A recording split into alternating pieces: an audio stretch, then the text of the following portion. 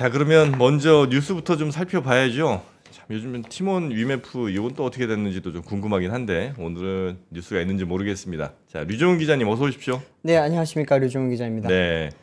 티몬 위메프 같은 경우에는 이제 조금 약간 이제 뭐라 그럴까 매듭을 지으려고 슬슬 준비를 하고 있는 것 같아요. 아, 그래요? 네, 이제는 오늘부터 이제 본격적으로 환불이 시작될 예정이고 음흠. 이제 지금 현재 뭐 밝혀지고 있는 피해 규모는 한 1조 원 정도로 지금 추산이 되고 있잖아요. 네. 이게 이미 다 7월 달 것까지 어느 정도 반영한 거라고 보고 있기 때문에 이 부분에 대해서는 이제는 뭐 환불 조치라든지 이런 부분은 이제 슬슬 시작이 될 거고요. 네. 남은 건 이제 구영배 대표라든지 그리고 이제 그 티몬과 위메프의 대표들 그들의 경영진에 대한 앞으로 이제 어떤 처벌이라든지 아니면은 뭐 고소 상황 이런 게 조금 이제 눈여겨봐야 될 것 같습니다. 네. 근데 그 돈이 되나요? 그 환불해주고 그 판매자들한테 돈 주고 해. 일단 소비자들에게 그 환불을 해주는 것 같은 경우에는 피지사들이랑 그리고 카드사들이 일단 선 부담을 하는 지금 모양으로 가고 있고요. 그러면 이제 그들에게 이제 그 Q10 쪽에서 네. 이제는 다시 돈을 지급을 해줘야 될 거잖아요. 이 부분은 이제 소비자에 대한 그 피해는 어느 정도 이제는 좀 가닥이 잡힐 것 같은데, 네. 근데 남은 건 역시나 이제 판매자, 셀러에 대한 거는 또 다시 한번 넘어야 될 문제고요. 그러니까 그게 아마 네. 꽤 금액이 클 것 같은데. 그게 아마 지금 1조 원대 규모로 지금 잡히고 있는 것 같습니다. 네. 여기에 대해서는 아직까지 뭐 업데이트 되고 있는 상황이 전혀 없는 상황인데 오늘 새롭게 나온 뉴스 같은 경우에는 이제 인터파크 커머스 있지 않습니까? 네. 양의자로부터 사왔던 거. 인터파크 커머스 같은 경우에는 이제 따로 이제 분산을 해서 재매각하는 방식으로 지금 가는 거를 검토를 하고 있다고 합니다. 네. 아예 Q10과는 단절하겠다는 거죠. 아. 이거를 위해서 이 인터파크 커머스 쪽에서는 지금 제일 문제됐던 게 회계랑 재무를 같이 했잖아요. 네. 근데 이제 그걸 이제 분리를 시켜서 우리는 이제 인터파크 커머스는 딱 별도의 회사로서의 이제 독립성을 가지고 이제 매각을 해서 여기에 대해서 지금 앞으로 또 뭐 돈을 어떻게 융통할지도 조금 지켜봐야 될 것 같습니다. 네. 그리고 뭐 AK몰도 뭐 피해가 예상된다 이런 얘기도 네. 좀 있던데요. 맞습니다. 인터파크 커머스 밑에 이제 AK몰이 같이 있거든요. 그렇기 때문에 그 부분은 이제 아마 티몬이라든지 그 위메프 사태랑은 조금은 다르게 진행이 될 수도 있지 않을까 싶어요. 네. 어쨌든 이 부분은 지금 8월 20일 정도까지 조금 지켜봐야 될 것 같아요. 네. 기존에 이게 뭐 분리가 제대로 안 된다면 8월 20일 정도 때는 인터파크 커머스 쪽에서도 큰 문제가 발생하지 않겠냐라고 했는데 이거를 그 전에 좀 조기에 매듭을 지으려고 이제는 뭐 Q10 쪽에서도 어느 정도 결단을 내려야 될 것 같고요. 네. 인터파크 커머스 쪽에서는 그래서 별도로 간다고 합니다. 네. 오늘 네, 일단은 뭐 미국 증시부터 한번 보고 시작을 네. 할게요. 너무 기분이 좋으실 것 같습니다. 왜 그렇죠? 온통 빨개요. 나스닥. 네, 한번 좀 띄워주시면 좋겠는데 다우 지수 같은 경우에는 이제 0.24% 올랐고요. 나스닥 같은 네. 경우에는 2.64% 올랐습니다. 그리고 이제 S&P 500 같은 경우에도 1.58%가 올랐고요. 당연히 지금 뭐 여기가 많이 오른 데에는 기술주 중심으로 많이 오르긴 했는데 거기에는 파월의 그런 이제 또 기자회견도 있었고요. 또 FOMC가 이번에 동결을 했습니다, 사실. 네. 금리를 동결을 하기는 했지만 여기에 따른 이제 앞으로 좀 9월 달에는 금리 인하를 할 수도 있지 않겠냐라고 하는 그런 힌트들이 나오면서 거기에 대한 기대감이 많이 반영이 됐고요. 어제 제일 핫했던 종목은 역시나 엔비디아였습니다. 아, 그래요? 네, 갖고 계시죠 아직? 얼마나 올랐죠? 엔비디아가 어제 12.8% 올랐습니다. 하루에. 하루에 12.8% 올랐어요. 야. 네, 한번 좀 이것도 자료 띄워주시면 좋겠는데 지금 마이크로소프트를 제외하고는 대부분 지금 초록초록합니다. 뭐 여기 미국장 같은 경우는 초록색이 상승세를 나타내주는 건데 엔비디아 왼쪽 중앙 보시면은 NVDA 써 있는 거 있죠? 예. 12.81% 올랐습니다. 아. 좋죠? 네, 아마존도 많이 올랐고요. 테슬라 같은 경우에도 4.25% 많이 올랐습니다. 확실히 기술주가 이런 금리에 따른 영향을 많이 받기 때문에 비록 이번에는 동결을 했지만 앞으로 이제 좀 금리 인하에 대한 그런 기대감이 많이 있기 밝은 때문에 연두색일수록 많이 오른 거죠. 그렇죠. 예, 엔비디아, 진할수록 중간이라고 보시면 되고요. 엔비디아, 아마존, 뭐 테슬라 이런 데가 좀 많이 올랐네요 보니까. 네. 네. 야, 근데 원래 이제 저 네모의 크기가 그죠? 전체 시총을 이제 네. 나타내는 거잖아요. 그렇습니다. 아, 애플하고 많이 차이가 안 나는 것 같네. 네, 시가총액 순위도 제가 그래서 한번 다시 정리를 해서 가져와 봤는데 네. 애플이 1등입니다. 예. 애플이 1등이고 마이크로소프트가 2등이고 엔비디아가 3위를 기록을 하고 있고요. 그 다음에 알파벳, 아마존 뭐 이런 순으로 지금 나와 있습니다. 여기 이제 작게 보일 텐데 12.81%. 참 이게 어제 미국 증시 이제 미국 주식을 가지고 계신 분들을 많이 좀 웃게 해준 그런 종목이 아닐까 싶고요. 뭐 밑에 보시면 테슬라도 4.24% 올랐습니다. 적지 않아요. 특히나 엔비디아 같은 경우에는 최근에 좀 많이 빠졌었잖아요. 계속 빠졌던 거를 이번에 많이 이렇게 회복을 했기 때문에 가지고 계신 분들 좀 걱정을 한숨 돌리는 게 아닌가 네. 싶습니다. 네. 자, 그러면 이제 네. 뉴스 하나하나 좀 살펴볼 텐데요. 네, 첫 번째 뉴스 바로 연결을 해서 이제 아까 잠깐 말씀드렸지만 연준이 이제 어제 30일, 31일 이틀 동안에 이제 FOMC를 개최를 했죠. 해서 결국에는 어제 결론적으로 나온 거는 기준금리를 5.25에서 5.5%를 그대로 유지를 하기로 했고요. 이거는 8번째 동결이라고 합니다. 네. 미국 역사상 이제 두 번째로 긴 금리 동결이라고 하고요. 보면 기존에 이제 작년 6월 달에 5.25였고요. 작년 7월에 이제 5.5%로 올렸습니다. 이러고 나서 지금 이제 표 띄워주시면 좋겠는데 8번 이렇게 계속해서 동결을 하고 있습니다. 작년 7월, 9월, 11월, 12월, 그리고 이제 2월, 3월, 5월, 6월, 8월 이렇게 지금 계속 동결을 하고 있다고 보시면 됩니다. 지금 이제 남은 FOMC는 이제 9월과 11월, 12월 이렇게 3번 남아 있는 상태인데 과연 금리 인하를 얼만큼 할 거냐라고 하는 것에 대해서는 전문가들 의견이 좀 많이 분분한 상황이긴 한데 1회가 가장 유력하게 많이들 보고 계시고요. 그리고 이제 많이 보시는 분들은 2회까지도 보시던데 과연 이게 가능할지는 조금 모르겠습니다. 이게 오늘 사실 뭐 금리 동결 같은 경우에는 많이들 예상을 했기 때문에 여기에 대해서는 크게 뭐 동요했던 게 없기는 한데 사실 요즘 파월의 입에 굉장히 지금 집중을 많이 하고 있거든요. 네. 제롬 파월이 끝나고 나서 바로 이제 기자회견을 가지면서 했던 이야기 중에 하나가 인플레이션에 대해서는 여전히 조금은 다소 높기는 하지만 네. 하지만 이제 고용률 같은 경우에도 이제는 좀 같이 봐야 될 필요성이 있다라고 이야기를 했습니다. 6월 달까지만 하더라도 다소 높은 수준이라고 하지 않았고 높은 수준이라고 했거든요. 네. 인플레이션이. 근데 이번에는 다소 높은 수준이라고 하는 거는 이게 어느 정도 인플레이션이 잡혀가고 있다. 그들이 이제 목표로 했던 2%대에 점점 근접을 하고 있다라고 지금 FOMC 쪽에서는 보고 있는 거고요. 파월 같은 경우에도 지금 이제 이번에 가장 달라졌던 말은 계속 인플레이션 이야기만 많이 했는데 이번에는 고용에 대해서 굉장히 좀 강조를 많이 했습니다. 고용률도 이제는 많이 좀 우리가 지켜봐야 된다. 우리가 항상 가장 두 개의 목표를 가지고 있는 게 이제 인플레이션 안정화와 이제 그 최대 고용이잖아요. 이 부분은 같이 봐야 된다라는 거 오늘 좀 이야기를 많이 하면서 네. 고용이 이제는 어느 정도 좀 만약에 조건이 맞게 되면 그러면은 9월 달에는 금리 인하를 할 수 있지 않겠냐라고 하는 부분을 오늘 많이 시사를 했습니다. 네.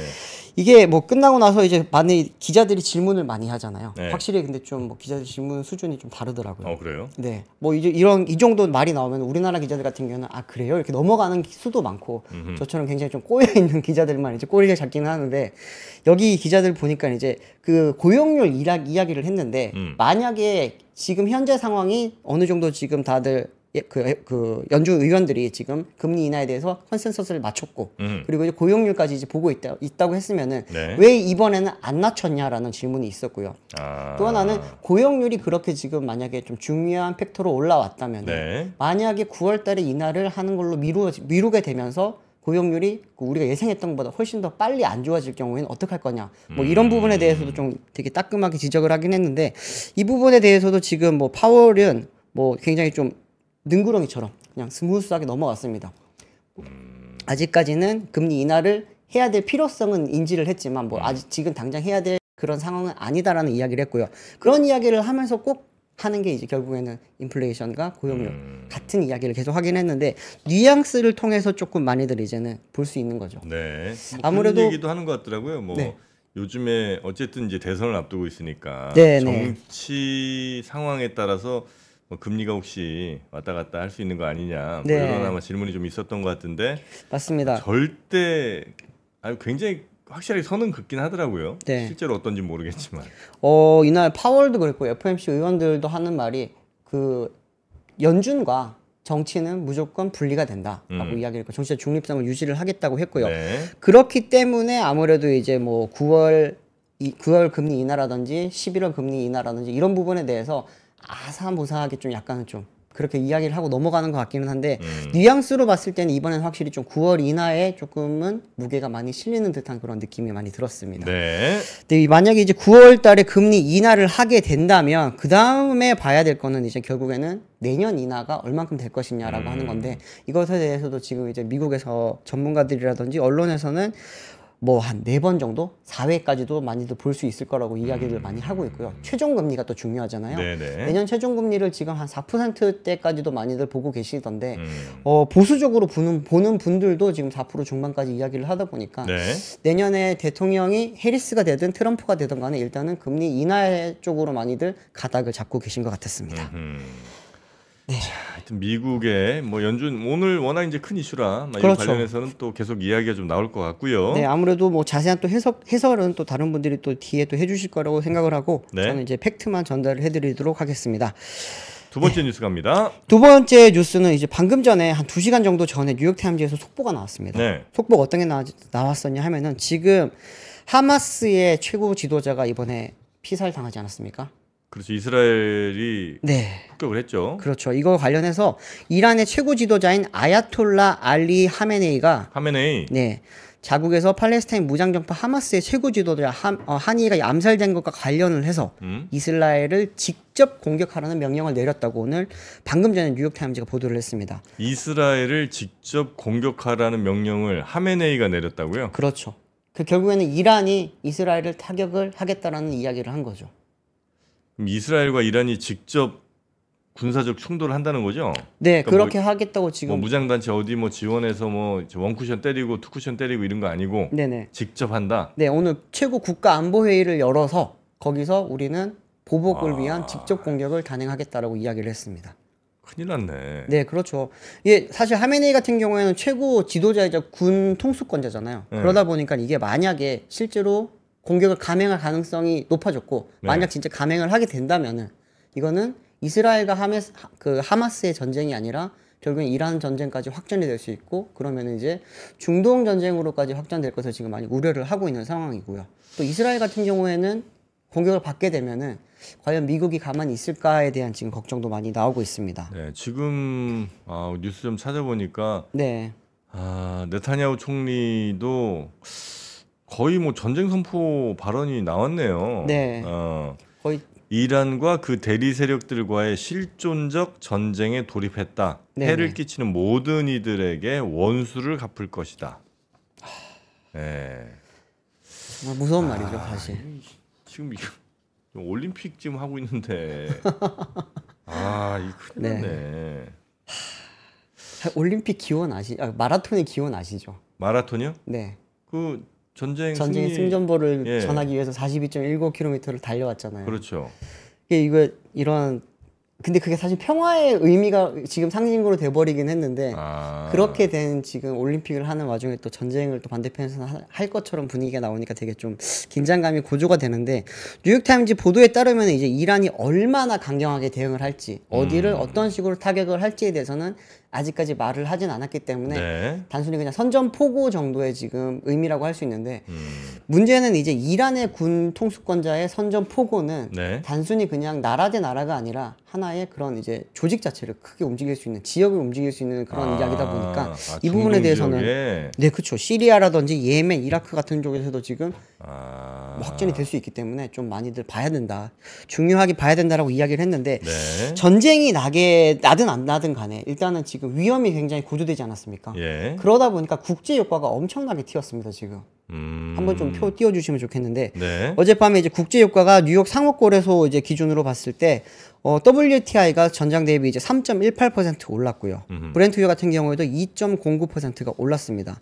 지금 이렇게 되면서 이제 국제 유가가 오르게 되면은 결국에는 우리나라처럼 모든 에너지를 수입하는 나라의 입장에서는 굉장히 좀 부담스러워질 수 있는 거거든요. 네. 특히나 이제 국제 유가가 지금 전쟁 불안도 있지만 미국의 원유 재고도 예상보다 크게 좀 감소하고 있기 때문에 이 부분에 대해서도 좀 영향을 계속 받게 되다 보면은 결국에는 국제 유가가 하반기 한동안 조금 올라갈 수도 있지 않겠냐라고 하는 그런 이야기가 많이 나오고 있습니다. 실제로 미국 원유 재고 같은 경우에는 전주 대비 343만 배럴 감소했다고 이야기가 나오거든요. 네. 이거는 전문가들이 예상을 했을 때는 한 110만 배럴 정도 감소했지 않겠냐라고 이야기를 했는데 예상치보다 3배 이상 높은 수준이기 때문에 이게 유가에 좀 생각보다 많은 좀 영향을 미칠 걸로 보이고요. 뭐 아시겠지만 오펙 플러스의 지금 감산 정책은 계속해서 지금 이어지고 있잖아요. 네. 그렇기 때문에 아무래도 국제 유가는 조금 많이 불안해질 것 같습니다. 근데 이런 이야기가 나오게 되면은 가장 불안한 거는 국내 정유 업체들과 네. 석유화학 업체들이잖아요. 원래 유가가 오르면 정유 업체들은 굉장히 좋아했어요. 왜냐하면 유가가 오르게 되면 정제 마진율을 높여서 이들이 이제 그 가공한 원유를 가공한 석유를 비싸게 팔 수 있었거든요. 그런데 요즘은 정제 마진이 굉장히 안 좋아졌습니다. 중국이 이제는 뭐 저기 러시아산 원유라든지 이런 걸 가져오면서 굉장히 헐값에 지금 내놓고 있거든요. 네. 그러면서 지금 이제 흔히들 말하는 업스트림이라고 하는 원유 가공이라든지 정제 쪽에서 얻는 마진이 우리가 굉장히 낮아졌고 어쩌면은 이제 이게 중국의 그런 쉽게 말하면 덤핑 같은 게 심각해질 경우에는 팔면 팔수록 손해도 볼 수 있다라고 하는 이야기도 나오고 있어요. 근데 더 큰 문제는 석유화학입니다. 예. 석유화학 같은 경우에는 우리가 이제 원유를 가지고 와서 여기서 플라스틱 뽑아내고 막 이런 거 하는 게 석유화학 업종이잖아요. 네. 근데 이제 원재료 가격이 지금 상반기 때도 좀 안 좋았었는데 하반기 때 만약에 이번 전쟁 위험으로 인해서 더 올라가게 될 경우에는 하반기는 엄청 더 안 좋아질 수 있다라고 하는 이야기가 나오고 있습니다. 근데 보통 원유 유가 오르면 그 석유화학 업체들은 이익도 더 같이 늘지 않아요? 그건 이제 정제를 하는 정유 업체들이죠. 뭐 S-오일이라든지, 그쪽은 괜찮고. 네, GS 칼텍스라든지 이런 쪽은 거기는 원유가 상승에 대한 것들을 다 전가를 시킬 수 있으니까 그렇죠. 괜찮은데. 그랬는데 근데 이제는 네. 중국이 그렇게 덤핑을 치기 시작을 하면서 정유 업체들도 유가 상승에 대한 큰 해자를 많이 못 볼 가능성이 커졌다라는 거죠. 거기도 그렇고 이제 석유화학 업체는 더 더 힘들어졌고. 힘들어지는 거죠. 그래요. 네. 이게 뭐 정제 마진 같은 경우는 배럴당 4에서 5달러 수준이 거의 마지노선이라고 하거든요. 그런데 지금 중국이 나타나면서 지금 이게 4달러 선이 무너질 수도 있다고 합니다. 이렇게 되면은 뭐 정제를 많이 해도 우리가 그렇게 남는 게 없을 수 있다라고 하는 이야기가 나오고 있습니다. 네. 이게 더 큰 문제는 사실은 지금 석유화학 업종들의 실적이 안 좋거든요. 현재도 안 좋죠. 네, 지금 굉장히 몇 안 년째 좋아요. 안 좋고. 네. 예. LG화학이 이제 2분기에 뭐 약간 400억인가 정도 영업이익을 내면서 오랜만에 이제 흑자 전환을 했다라고 이야기를 했지만 뭐 롯데케미칼이라든지 하나솔루션이라든지 뭐 금호석유화학 뭐 이런 업체들 같은 경우에는 지금 굉장히 좀 안 좋은 2분기 실적을 아직 뭐 발표를 할 예정인데 3분기 이후에는 더 안 좋지 않겠냐라고 하는 그런 불안감이 나오고 있습니다. 그 정유 이쪽, 그러니까 정유가 아니라 석유화학 쪽으로도 네. 가격이 진짜 많이 떨어졌잖아요. 거의 한 반토막 났는데. 맞아요. 제가 지금 뭐 LG 그룹에 대해서 지금 좀 정리를 하고 있기는 한데 네. 특히나 이제 LG 화학 쪽 주가를 한번 정리를 해보니까 올해 YTD로 봤을 때 네. 올해 초 대비해서 지금 한 25% 정도 빠졌고요. LG 화학 네, 주가가요. 거기가 한때 100만 원 갔잖아요.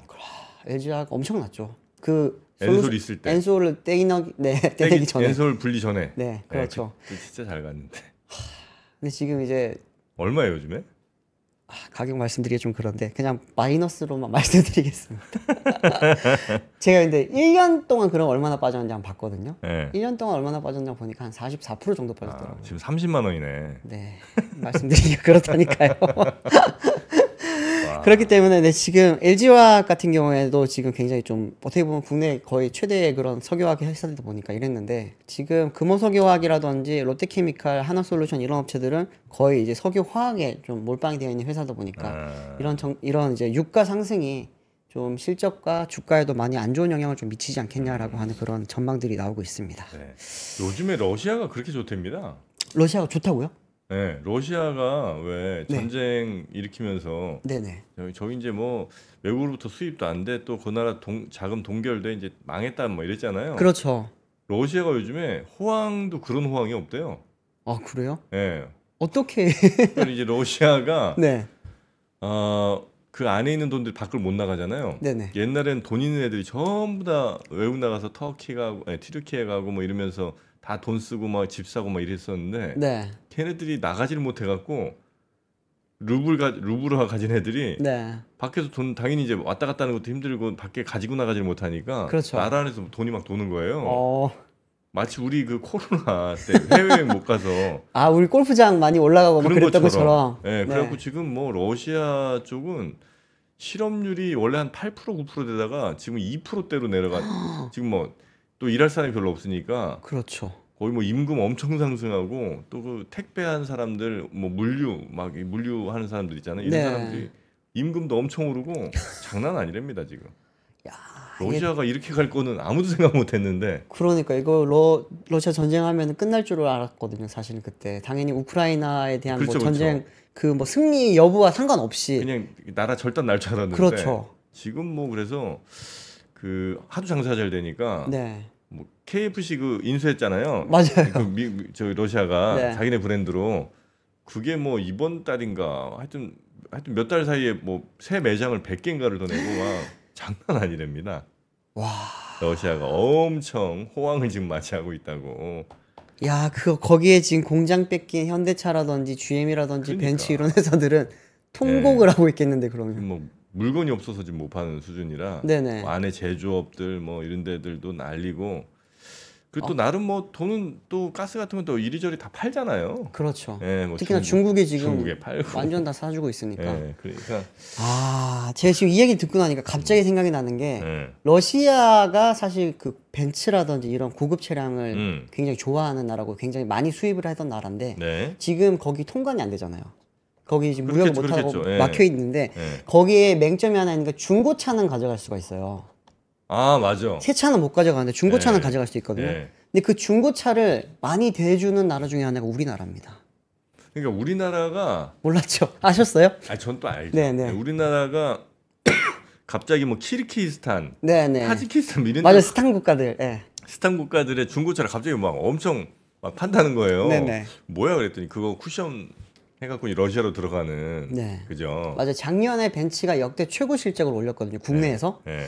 그때 이제 이야기가 많이 나왔던 게 바로 말소율이 엄청나게 높았다고 해요. 아. 그러니까 우리나라에서 신차를 가져와서 사서 아. 말소시키고 말소된 차량은 러시아에 들어갈 수가 있거든요. 네네네. 그 이제 약간 어떻게 보면 꼼수 무역 같은 건데 그게 작년에 규모가 엄청났다고 하거든요. 이게 희한한 일입니다 진짜. 네. 자, 하여튼 러시아 내수가 좋다니 참 신기하네요. 네. 자, 세 번째 뉴스 한번 가보겠습니다. 네, 다음 뉴스는 이제 삼성전자가 어제 이제 확정 실적을 발표를 하면서 이제 8분기 만에 이제 TSMC를 제끼고 이제 글로벌 반도체 1위를 탈환했다라고 하는 소식이 어제 저희가 전해드렸거든요. 그리고 나서 몇 시간 뒤에 이제 또 반대 좀 안 좋은 소식이 들려준 게 뭐냐면은 삼성전자가 지금 한 며칠 동안 끝장 협상을 하고 있었습니다. 노조랑. 근데 이제 그게 결국에는 결렬이 됐다고 어제 이야기가 나왔습니다. 네. 어떤 거였냐면은 일단은 뭐 실적부터 말씀드릴까요? 아니면은 노조 이야기부터 잠깐 말씀드릴까요? 실적은 어떻게 됐다고요? 실적부터 그럼 잠깐 예, 말씀드리겠습니다. 실적표 한번 띄워주시면은 일단은 어제 제일 뭐 눈여겨봐야 됐던 실적 같은 경우에는 당연히 반도체 쪽이죠. 반도체 쪽을 보시면은 삼성전자가 반도체로만 2분기 때 매출액이 28조 5,600억을 기록을 했고요. 이게 어느 정도냐면 TSMC의 2분기 매출액이 28조 5천억보다 조금 높습니다. 이렇게 되면서 8분기 만에 글로벌 1등을 했다라는 거죠. 네네. 영업이익 같은 경우에는 삼성전자가 이제 반도체에서만 6조 4,500억 원을 기록을 했습니다. 이게 하이닉스 같은 경우에는 반도체만 하는 이제 퓨어한 회사잖아요. 네. 하이닉스의 2분기 실적이 이제 매출액이 16조 4,233억 원, 그리고 이제 영업이익이 5조 4,685억 원이었습니다. 삼성전자 이제 반도체 매출이 실적이 좋았던 거는 당연히 이제 뭐 메모리 쪽 워낙 업황도 좋았고요. 또 이제 HBM도 점점 많이 판매를 하기 시작했다고 하고 무엇보다 ESSD 판매량이 굉장히 많이 늘었다고 합니다. 그렇게 되면서 이제 실적이 많이 좋았다고 하고요. 또 이제 APA 물량도 많이 늘면서 삼성전자가 조금은 견조한 실적, 쉽게 말하면은 수익성이 높은 실적을 많이 걷어갔다고 이야기를 하고요. 부문별 실적을 좀 보시게 되면은 삼성전자 반도체의 영업이익률 상승률이 이제 248%가 증가했다라는 걸 알 수 있습니다. 그리고 이제 그 디스플레이 쪽도 이제 20% 이상 상승을 하면서 영업이익이 1조 원을 넘었고요. 근데 반면에 이제 그 흔히들 많이들 알고 계시는 스마트폰 쪽 MX 네. 사업부 같은 경우에는 2조 2,300억 원을 기록을 하면서 조금 안 좋았죠. 27% 빠졌고 가전 쪽도 34% 정도 빠졌지만 4,900억 정도의 영업이익을 냈고요. 가전 매출이 줄었어요. 네, 영상 디스플레이 쪽, 쉽게 말하면 TV 쪽이죠. 네. 올림픽이 있는데 그렇죠. 요즘 올림픽 보세요, TV로? 안 보죠 물론. 안 보시죠? 네, 안 보는데 그래도 좀 특수가 있지 않을까 했는데 전혀 네. 없네. 그 오히려. 부분에 대해서 저희가 또 준비를 하고 있습니다. 아 그래요. 네, 요즘 마케팅이 원래 올림픽이나 월드컵이 마케팅의 끝판왕이잖아요. 네. 그런데 효과가 있느냐 이게 안 먹히죠. 과연 효과가 있냐. 특히나 이제 지금 정프로님도 그렇지만 저희도 보면은 스마트폰이나 뭐 태블릿, 노트북으로는 이렇게 뭐 올림픽 결과를 보기는 하는데 예전처럼 집에 모여서 큰 TV를 보면서 올림픽을 계속 관전하고 있고 이러지 잘 않거든요. 네네네. 그렇게 되면 이제 결국에는 TV 업체들 같은 경우에는 올림픽 수수를 많이 노리고 있는데 이게 효과가 있느냐라고 하는 것도 조금 저희가 한번 살펴보려고 합니다. 또 모바일 가전 같은 경우에도 조금 안 좋았고요. 이러면서 결국에는 디스플레이와 반도체, 특히나 반도체가 삼성전자 실적을 하드캐리했다라고 보실 수 있습니다. 이게 이제 보면 이제 특히나 삼성전자 같은 경우에는 이번에 HBM 이야기가 좀 많았거든요. 어제 컨퍼런스 콜을 할 때 HBM 지금 얼마 정도 파는지 정확하게 이야기를 안 해줬어요. 그런데 3분기가 되면은 전체 반도체 매출의 한 10% 정도는 우리가 HBM으로 낼 거고요. 그리고 4분기가 되면 전체 반도체 매출의 60%는 HBM에서 나올 거다라고 이야기를 했습니다. 이걸 약간 유출을 해보면 지금 이제 삼성전자 같은 경우에는 HBM3가 지금 이제 엔비디아 퀄 테스트를 통과를 했다고 했잖아요. 그럼 이게 공급을 3분기 때 아무래도 시작을 하지 않겠냐라고 보고 있는 거고 네. HBM3E 이거 같은 경우에는 아직 퀄 테스트를 통과를 못 했는데 이게 아무래도 한 4분기쯤에는 통과를 하면서 공급을 하면은 이제 한 우리 매출액의 60%가 HBM에서 나올 겁니다 라고 어제 이야기를 둘러 했다고 보시면 됩니다. 근데 이제 어제 컨퍼런스 콜 때 또 했던 이야기 중에 하나가 이제 결국에는 노조 이야기가 나올 수밖에 없었거든요. 노사는 지금 어떻게 잘 정리를 하고 계시느냐라고 했을 때 어쨌든 지금 우리가 생산 차질이 아직까지 없는 상황이고 앞으로도 그 차질을 최소화할 수 있는 방향으로 협상을 진행을 하고 있다라고 이야기를 했습니다. 네. 근데 그리고 나서 몇 시간 뒤에 바로 삼성전자 노사가 사흘간 진행한 끝장 협상이 결렬이 됐다라고 하는 이야기가 전해졌습니다. 네. 이게 사측에서 이제 이야기했던 게 뭐냐면은 노조 총회 8시간 유급 노조 활동을 인정을 해주고 전 직원 여가 포인트 50만 포인트를 지급을 해주고 향후 성과급 산정 기준 개선 시 노조 의견을 또 수렴을 해줄 거고요. 또 2024년도 연차 의무 사용 일수 15일에서 10일로 축소를 하겠다. 이건 뭐냐면 이제 연차 안 써도 우리 돈을 많이 돌려주겠다.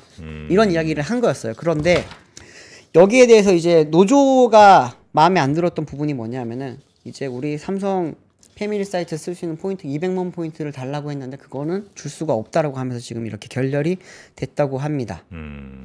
이게 노조가 지금 창립 휴가 1일 보장, 파업에 따른 경제적 손실 보장, 성과급 제도 개선, 노조원 대상 0.5% 임금 추가 인상 등을 네. 어느 정도 이게 삼성전자가 받아들여 준 거거든요.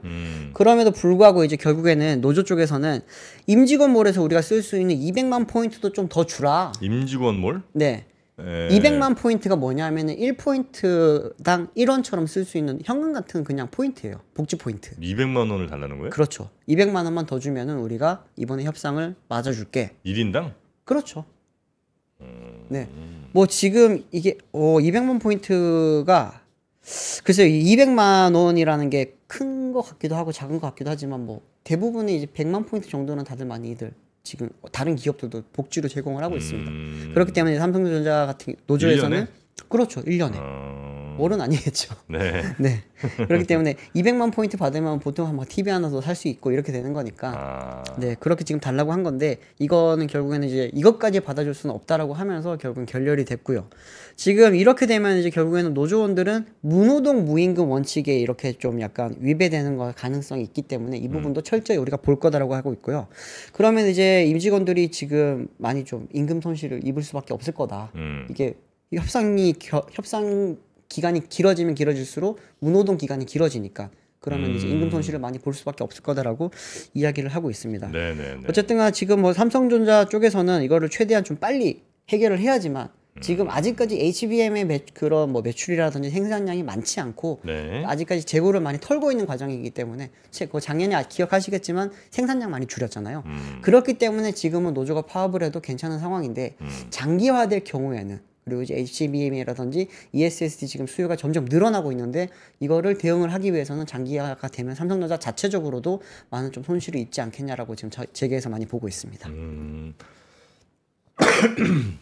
근데 그 포인트가 사실상 원인데 그죠? 그렇죠. 포인트랑 원이랑 약간 좀 느낌이 좀 다르긴 하네. 현금으로 주면은 이거를 다른 데서도 쓸 수 있지만 포인트로 주게 되면은 삼성전자가 다시 또 가져가잖아요. 근데 삼성 거 싸게 팔 거 아니에요? 패밀리몰이니까. 임직원몰 많이 싸죠. 거의 뭐 원가에 팔 텐데 그죠? 네. 그것도 해다 당근마켓 당근 해도 되는 거잖아요. 뭐 그건 알 수 없는 그건 거니까. 알 수 없는 거고. 네. 근데 그건 참 그러면 안 되지 않을까요? 모럴 해저드가 요즘 되게 저 사회적 이슈로 올라오고 있는 상황에서. 네. 네. 하여튼 뭐 삼성전자가 지금 노조와 협상이 좀 결렬됐다는 소식까지 네. 전해드렸고요. 오늘도 뉴스 이렇게 잘 전해주셨고, 네. 그 삼성전자, 삼성 그 패밀리몰 같은 데는 이제 그 임직원들이 네. 이제 아주 저렴하게, 그죠? 그렇죠. 살 수 있는 그런 데잖아요. 네.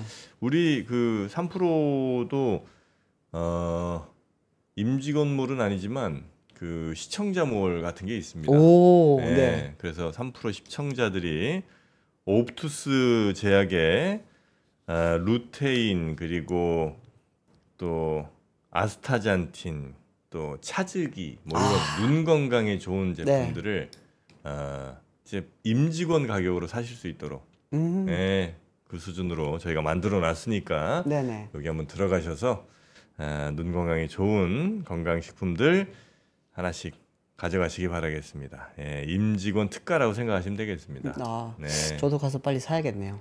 저도 요즘 이렇게 계속 스마트폰이나 노트북 많이 보니까 네. 맨날 눈이 침침하거든요. 진짜. 그래요. 네. 어제 참 그 김한과의 뭐 교수님, 홍모 교수님과 이제 저희 컨텐츠 하나 녹화를 했는데 네. 요즘 안과 환자들이 그렇게 많답니다.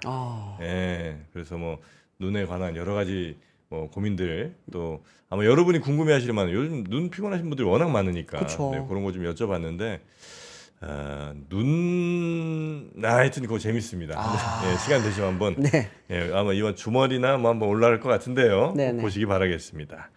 자, 그러면 우리 류종훈 기자는 여기서 보내드리고 오늘이 목요일 다음 주에 뵈야 되겠네요. 내일도 뵐걸요. 내일도 뵐까요? 네. 알겠습니다. 대단히 고맙습니다. 감사합니다. 네.